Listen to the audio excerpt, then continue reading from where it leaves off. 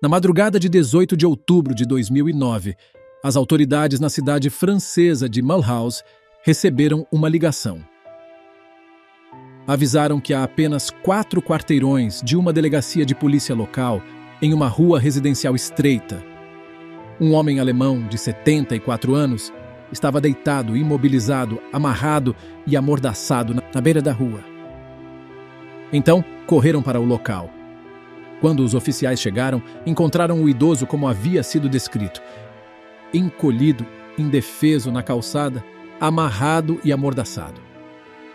Ele havia sofrido várias lesões consistentes com um assalto brutal, mas sobreviveria. O homem disse à polícia que, algumas horas antes, havia sido vítima de um ataque em sua casa em Schorndorf, uma cidade no sul da Alemanha, perto da fronteira com a Áustria, a quase 300 quilômetros dali. E 3 homens o trouxeram no bagageiro de um carro. Assim, amarrado e amordaçado, o jogaram ali e se foram. Apenas um dia depois, os investigadores foram capazes de localizar uma pessoa suspeita de ser responsável pelo caso. O suspeito era outro homem na casa dos 70 anos, que havia sido rastreado até um hotel em Mulhouse, graças aos dados do celular que se havia usado para informar a polícia sobre o homem amarrado. Quando a polícia foi ao quarto do hotel do homem, encontrou-o lá, extremamente calmo e composto. Ele não confirmou nem negou seu envolvimento no caso do outro homem. Embora inicialmente perplexos, os investigadores logo descobriram o motivo por trás do comportamento misterioso do suspeito. Verificou-se que esse era um momento crucial de um caso de quase 30 anos em gestação. Este último idoso se chamava André Bamberski. No início, os policiais pensaram que fora ele quem mandou agredirem o outro, e ele não discordou de que pensassem isso. Ainda mais, parecia satisfeito com os acontecimentos. E provavelmente, ao final do vídeo, você o compreenda e até concorde com ele. Então vamos a este novo Mistério Resolvido.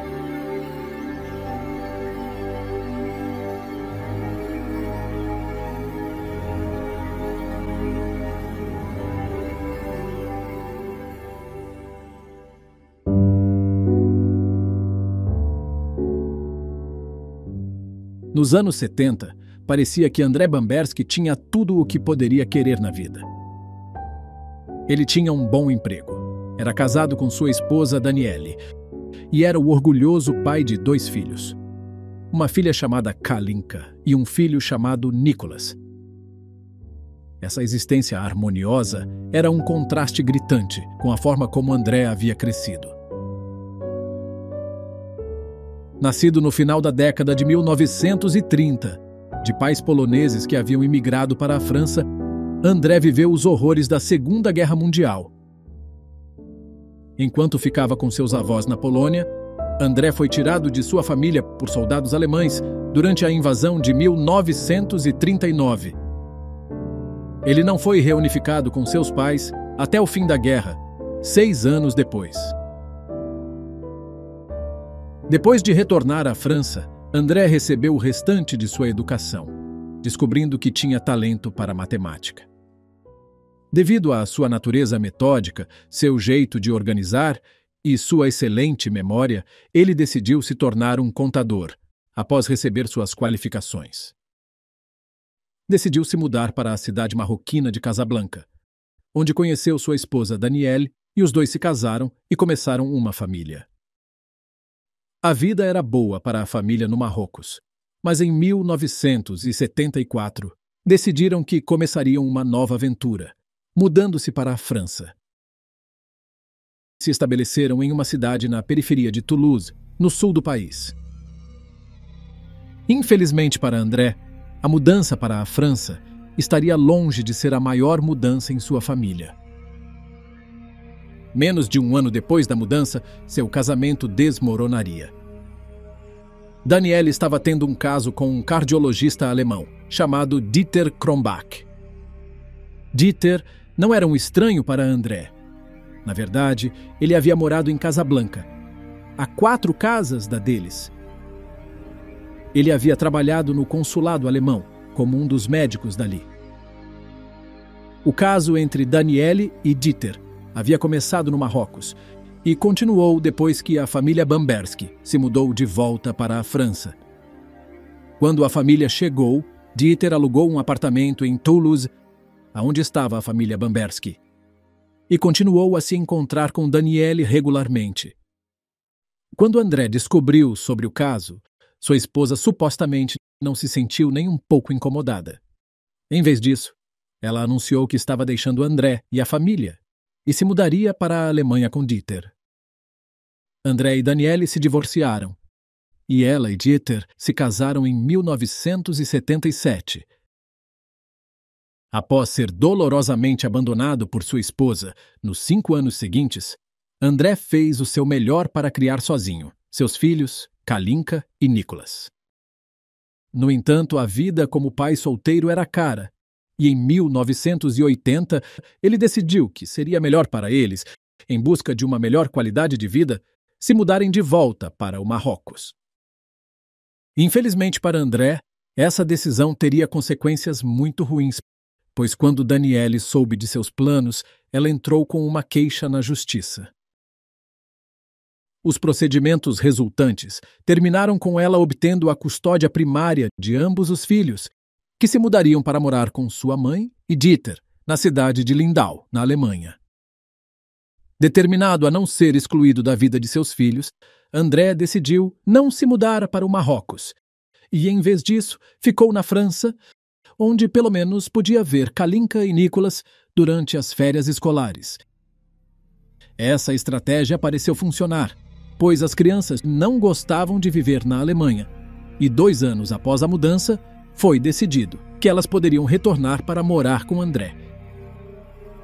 Eles passariam um último verão com Daniele e Dieter, antes de voltar para a França. No entanto, antes que isso pudesse acontecer, uma tragédia horrível ocorreu. Uma que mudaria para sempre o curso da vida de André.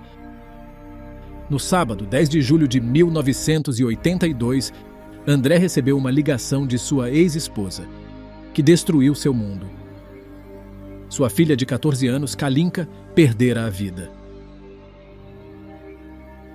Inicialmente, André não conseguiu processar a notícia.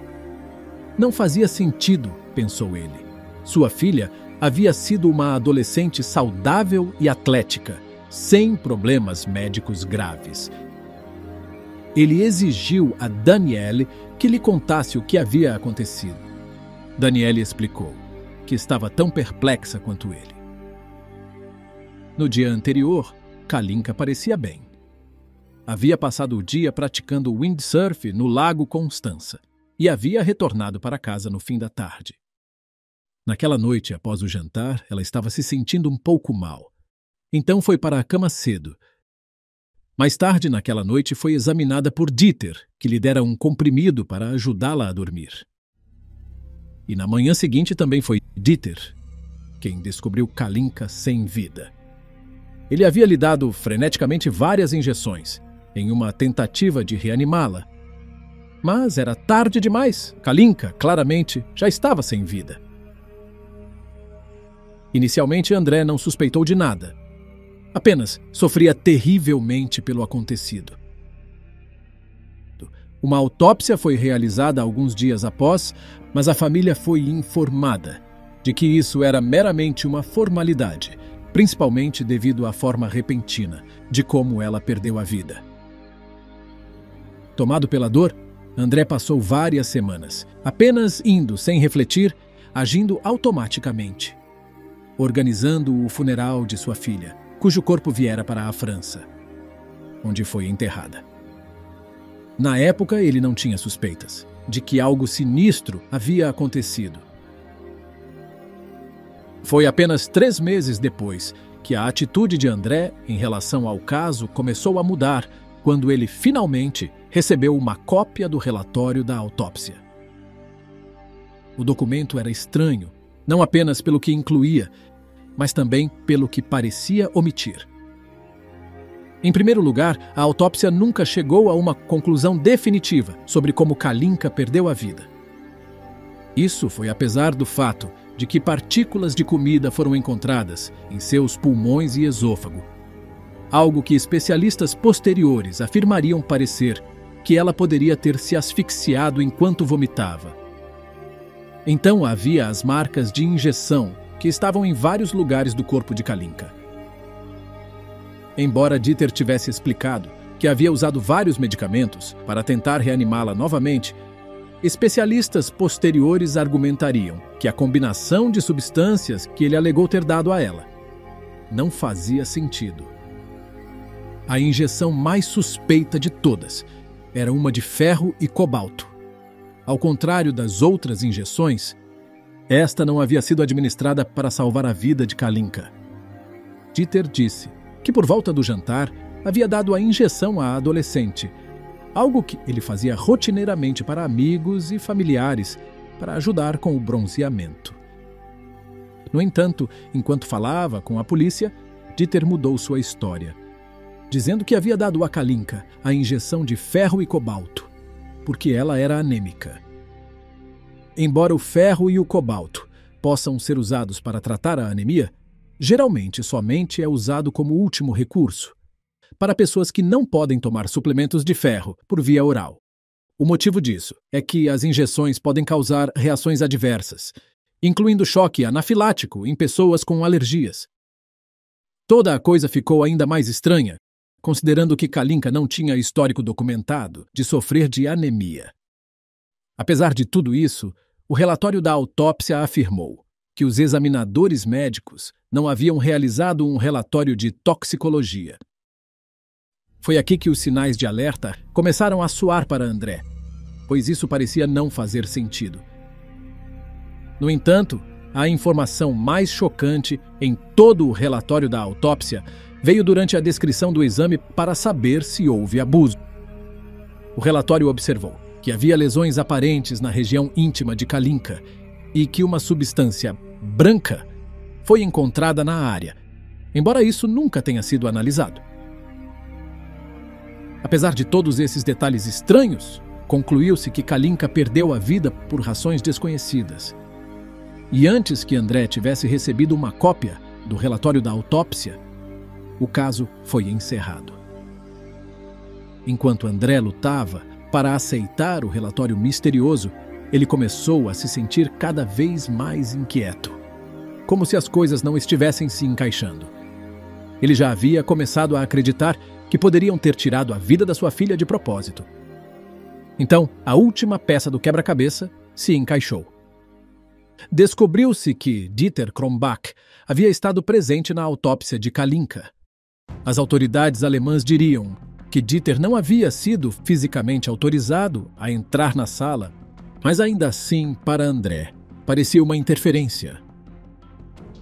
Agora, ele estava certo de que Dieter havia abusado e tirado a vida de Kalinka, e que por causa do respeito que as pessoas tinham por ele como médico, elas estavam a ajudá-lo a escapar do caso.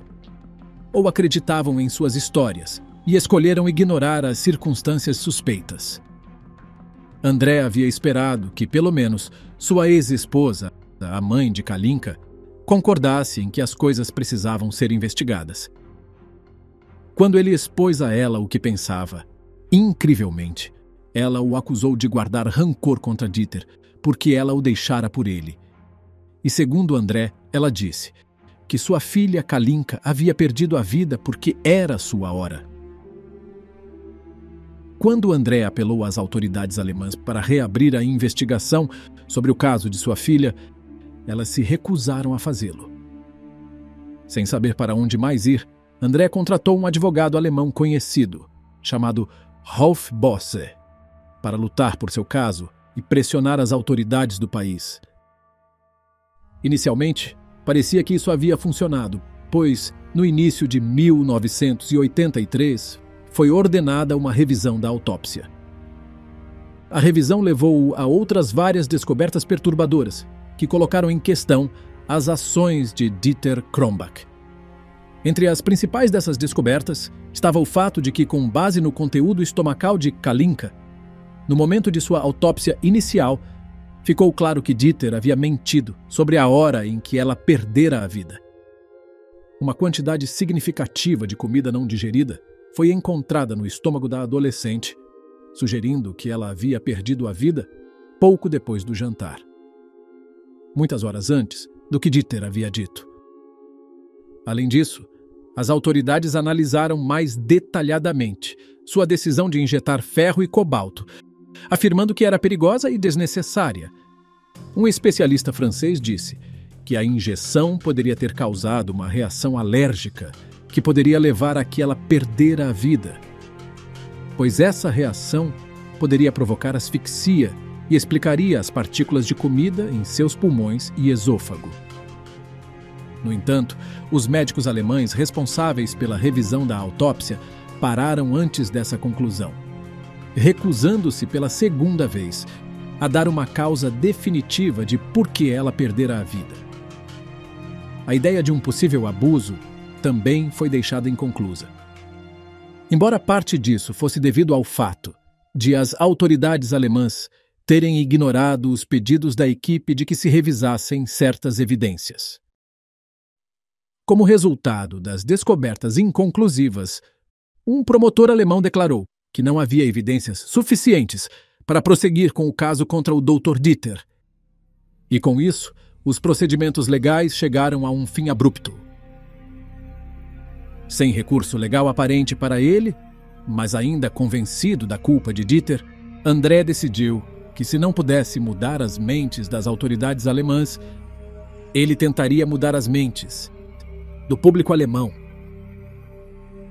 Em setembro de 1983, ele viajou para a cidade onde Dieter vivia e começou a distribuir panfletos para os moradores locais.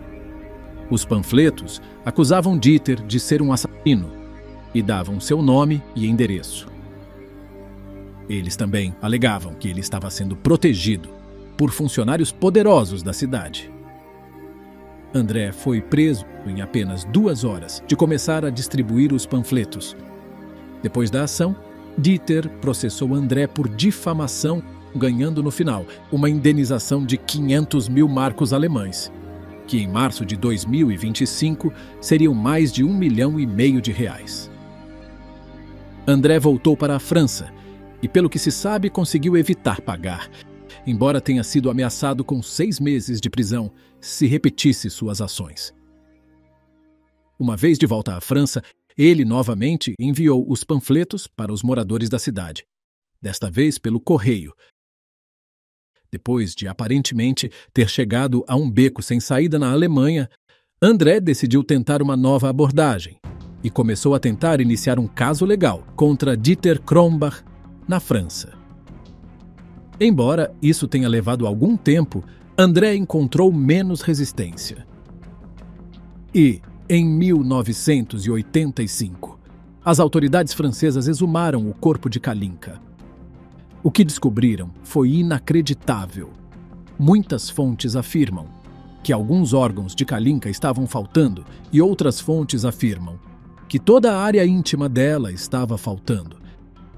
Mas o que é certo é que, seja qual for o caso exato, isso tornou impossível testar se ela fora abusada. Mais uma vez, as autoridades alemãs negaram qualquer irregularidade, alegando que, após a conclusão de sua autópsia, todos os restos da adolescente haviam sido devolvidos. Infelizmente, o que aconteceu exatamente com os restos faltantes de Kalinka nunca seria definitivamente resolvido. Embora você pode imaginar que isso levou André a suspeitar ainda mais de uma encoberta das autoridades alemãs. Mas muitos atribuíram esses eventos não à maldade, mas a um trabalho policial desleixado e uma negligência profunda por parte dessas autoridades. Embora esse poderia ter sido o ponto em que mesmo as pessoas mais determinadas desistiriam, André persistiu e, nos anos seguintes, continuou a construir um caso contra Dieter Krombach. Em 1988, ele teve seu primeiro sucesso real, quando um especialista forense francês concluiu que a injeção de ferro e cobalto havia sido a causa de Kalinka perder a vida.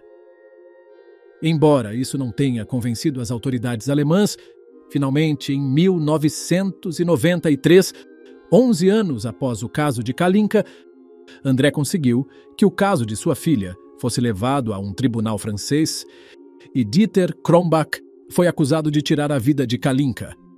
Como Dieter não se apresentou, o julgamento foi feito em sua ausência.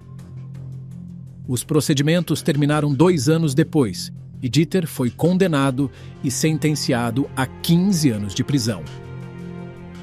Embora isso tenha sido um grande passo, a vitória foi apenas simbólica, pois Dieter não saiu da Alemanha e as autoridades alemãs se recusaram a extraditá-lo. Então, ele foi condenado à revelia. Mesmo essa vitória foi de curta duração, pois em 2001, o Tribunal Europeu de Direitos Humanos anulou o veredito francês, afirmando que o país havia sido injusto ao realizar um julgamento sem que o suspeito pudesse se defender. Os funcionários franceses foram forçados a pagar uma indenização a Dieter, num total de 100 mil francos. No entanto, embora Dieter parecesse estar vencendo em cada rodada, durante esse tempo, sua vida de crime estava finalmente começando a pegá-lo. Verificou-se que Kalinka não era a única vítima do médico. Em 1997, Dieter admitiu ter sedado e abusado em seu consultório médico de uma paciente. Ela foi uma das várias vítimas a se apresentar, mas a única para quem a polícia pôde encontrar evidências suficientes para levar o caso a julgamento. Como resultado de ser considerado culpado, Dieter perdeu sua licença médica. Mas, ridiculamente, recebeu uma sentença suspensa de 2 anos, principalmente devido à sua boa reputação e prestígio dentro da comunidade. A maré de azar continuou e Dieter foi condenado novamente em 2006, quando foi descoberto que ele continuara a praticar medicina, sem licença. Ele foi sentenciado a 18 meses de prisão e, desta vez, cumpriu a sentença, sendo libertado em 2008. Entre o tempo em que a condenação do caso de Kalinka contra Dieter foi anulada e o tempo de sua libertação da prisão em 2008, André continuou a trabalhar incansavelmente no caso de sua filha. Em 1999, ele havia deixado seu emprego para trabalhar em tempo integral na perseguição e captura de Dieter, não poupando despesas e gastando quantias incalculáveis de dinheiro.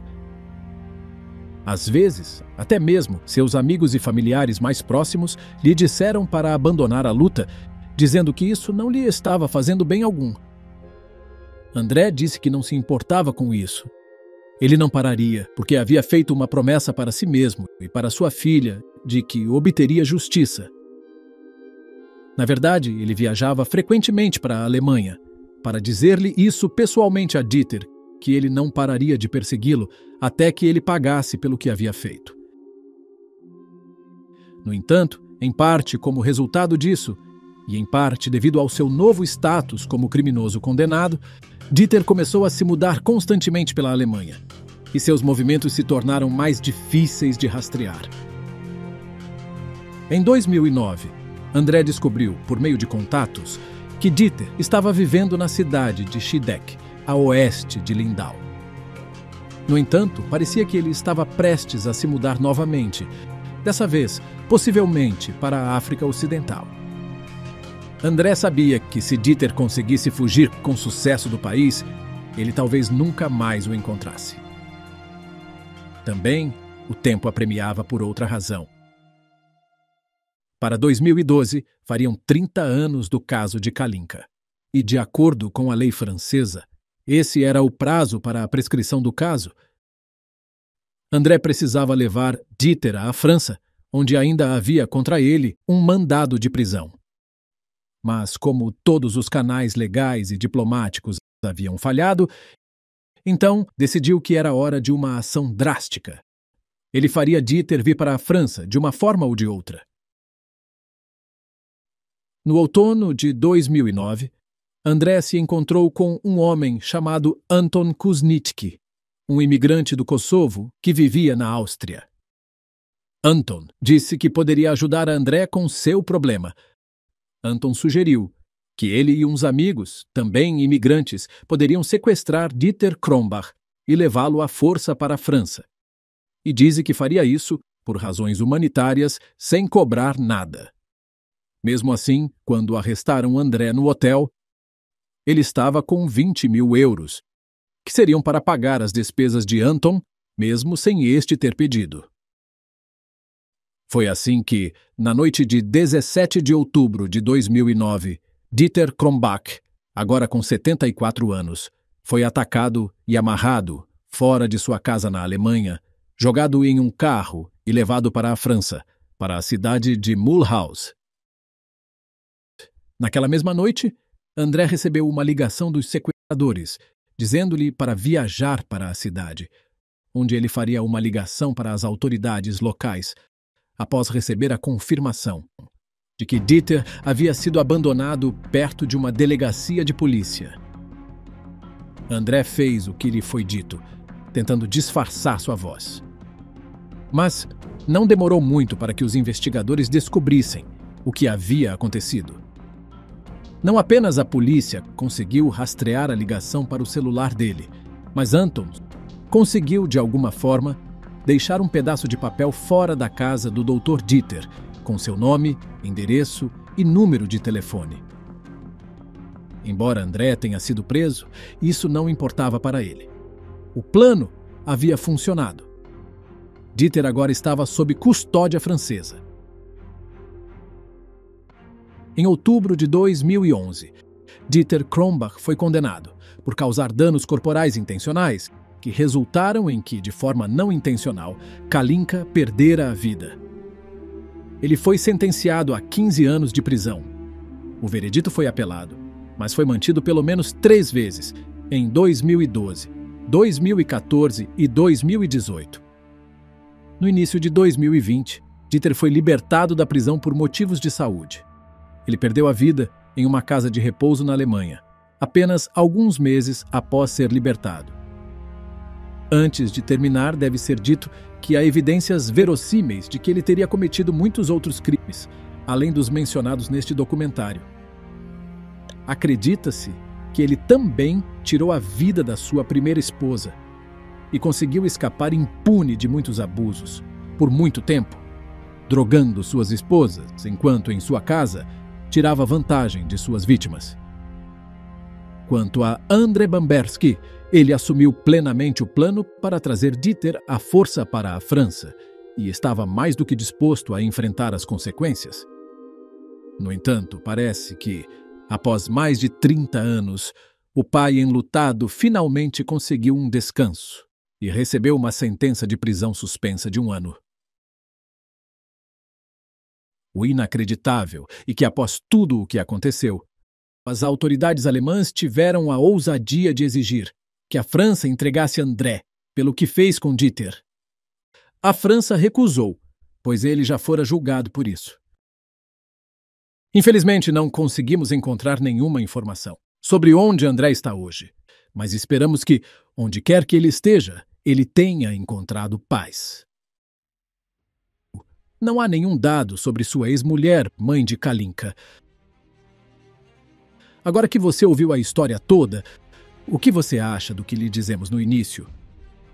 Você compreende a atitude de André? Ou até concorda? Acha correta? Ou não? Pensa que um crime não deve ser resolvido com outro crime, mesmo de menor magnitude? Diga-nos seus pensamentos, são de muito valor para nós.